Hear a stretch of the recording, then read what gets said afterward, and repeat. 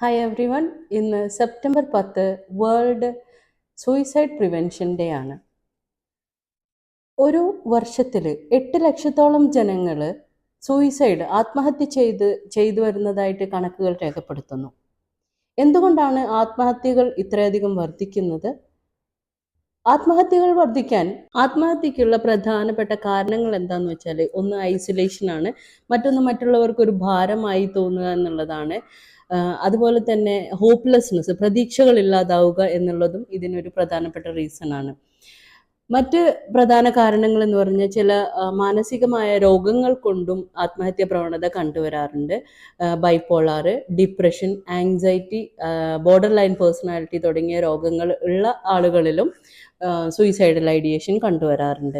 നമുക്ക് എന്താണ് suicidal thoughts വരുമ്പോൾ നമുക്ക് ചെയ്യാൻ പറ്റുക എന്നുള്ളത്, പ്രധാനമായിട്ടും ഒരു മെൻ്റൽ ഹെൽത്ത് സപ്പോർട്ട് എടുക്കുക എന്നുള്ളത് തന്നെയാണ്. അതിന് ഹെൽപ്പ് ലൈൻസ് ഗവൺമെൻറ് പ്രദാനം ചെയ്തിട്ടുള്ള കുറേ ഹെൽപ്പ് ലൈൻസ് ഉണ്ട്. അതുപോലെ തന്നെ സൈക്കോളജിസ്റ്റുകളെയും സമീപിക്കാവുന്നതാണ്.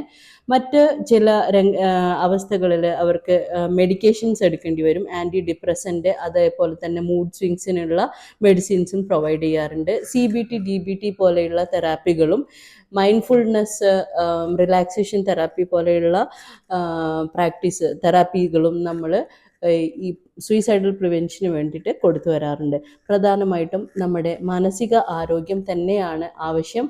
സൂയിസൈഡൽ ഐഡിയേഷൻ തോന്നുന്നവർക്ക് എപ്പോഴും മെൻ്റൽ സപ്പോർട്ടിന് വേണ്ടി സൗഹൃദങ്ങൾ ഉണ്ടായിരിക്കുക, അതല്ലെങ്കിൽ ഇതുപോലെയുള്ള മെൻ്റൽ ഹെൽത്ത് മാനസിക ആരോഗ്യ സംരക്ഷകരെ സമീപിക്കുക. Your mental health is our priority. Thank U.